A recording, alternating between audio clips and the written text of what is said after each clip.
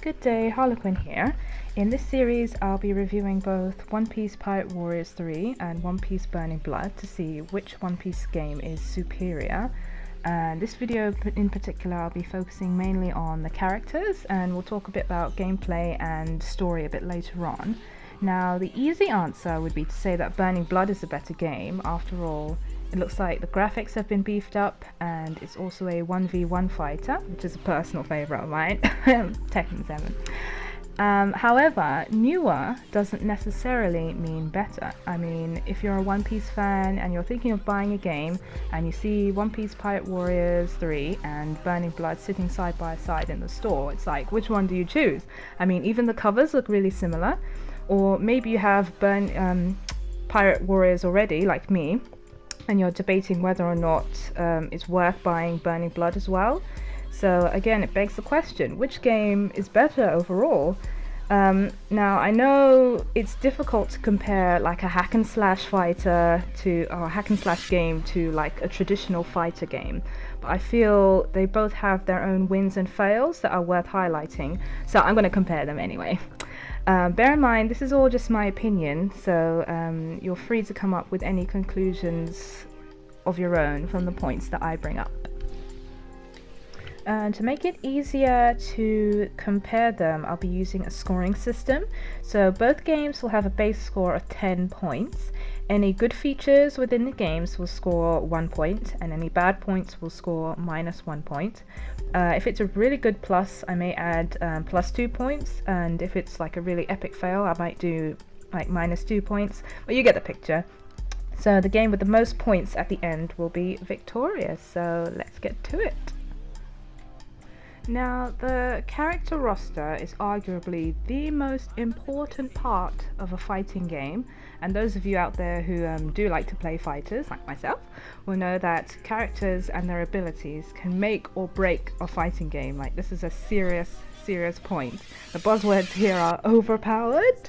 So characters that are too strong can cause a real problem for game balance, and it can kill the fun really fast. I mean, if you play fighting games, then you'll know all about this, but we'll get into that more a bit later on.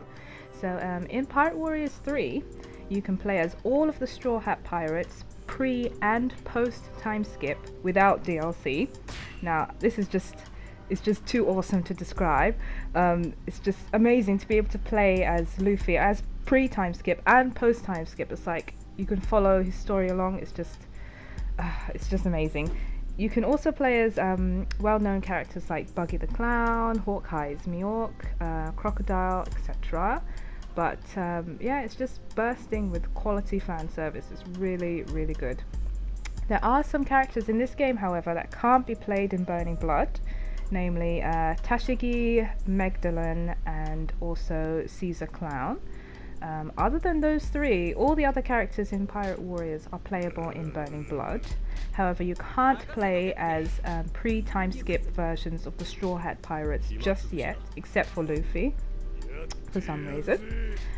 There are some new additions to Burning Blood though. There's Jozu, Sengoku, Captain Kidd, Drake, Bartolomeo, Burgess, Bon Clay, and also Koala as well. Out of all of these, I'm most hyped about Bon Clay. I mean, I love this guy. He's just so much fun. And in the anime, he's called an Okama, which is like a cross-dresser. And he's one of these characters that are just so lovable. They have so much style. And I really appreciate that addition to the roster. One weird thing I've noticed is that Smoker takes up 2 tiles in the roster in Burning Blood, pre and post time skip. So instead of like doing the logical thing and using 1 tile with the option of changing costumes like in Pirate Warriors, in this game Smoker takes up 2 spots. Now, fair enough, Luffy has 2 tiles as well, but I think that's forgivable because he's like the main character. But I don't really see the point of putting Smoker in there twice. I just find it kind of annoying. However, there are rumors that there will be more characters added as DLC. To be honest, it's like really exciting because I'm really hoping that they'll unlock Monet as a playable character. She isn't actually playable in either game at the moment, but she shows up as a support character in Burning Blood, and she's like a sub-boss in Pirate Warriors, and I want to play as her so bad. I mean, like, who doesn't want to play as Moni? I mean, just look at her. I mean, I was worried that any character that showed up in the support roster for Burning Blood wouldn't be playable, but apparently Lucci is confirmed for DLC, so I'm fairly confident that we'll see Monet at some point, and I'm really hyped about that. There are loads of support characters in Burning Blood, and it gives a really nice pop of fan service. I mean, if you follow the anime, you can get some really nice nostalgia just by looking through the roster. It's really interesting. Now, unlocking characters works differently in both games. In Pirate Warriors, some are unlocked through story mode, but others must be unlocked through a separate mode called Dream Log, which is really time consuming. To this day, I still haven't unlocked Enel. He's like my favorite villain, and I still can't get him because for some reason you have to beat Shanks before you can unlock him. Like, why? And that's really annoying. So I haven't even had a chance to play as Enel in Pirate Warriors because I have to beat Shanks first, and Shanks is like level 100 or whatever. So I can't do that. So yeah, that's annoying. But Burning Blood, on the other hand, gives you the opportunity to buy any character with money, and money in this game is really easy to get. So that's a really big plus for me. Now let's compare the character models from both games. Now overall, Burning Blood has a more edgy, bold design compared with the soft textures of Pirate Warriors. I feel like the avatars for Pirate Warriors are much more accurate in terms of color and style, but I think the boldness of the Burning Blood avatars really complements the hard-hitting gameplay, so I think that's a plus. But let's just take a look at some of them.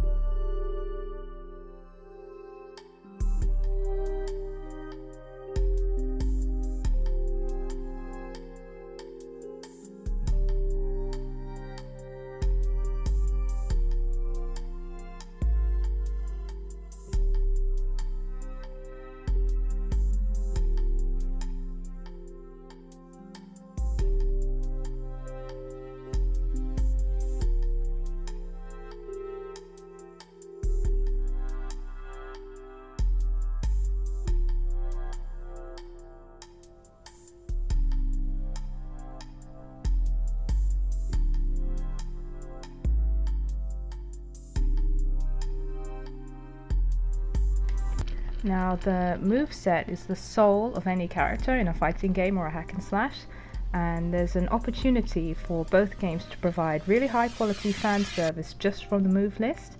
I mean, it's just really awesome that in both games you can use moves that are pulled straight from the anime, and Pirate Warriors holds the advantage here, however, because all the moves are named as much as possible, whereas in Burning Blood they are mostly generic, like normal attack, guard break in the moveset, and it's just so boring, with the exception of the 3 special attacks, which you can only see the names in training mode, which is a bit of a bummer really, but there you go.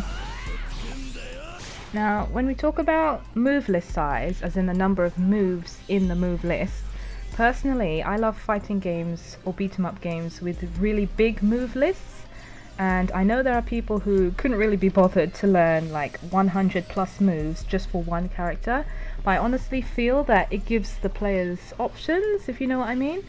So it also means that you spend more time exploring and learning a character, which turns out to be much more fun than playing through like 10 moves and feeling like that's all the character has to offer you.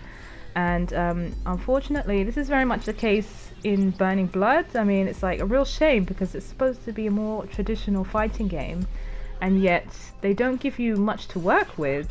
There are roughly sort of 11 unique attack moves per character in Burning Blood, compared with roughly 19 to 22 moves in Pirate Warriors 3. And I believe sort of the lack of options encourages spam and makes the game much less fun once you've been playing it a while, which is a real shame. But anyway, that's the end of part 1. I know I finished this part on a bit of a bad note, but there'll be many more points I'll be touching on soon. So in the next video I'll be talking more about different gameplay aspects. So see you soon.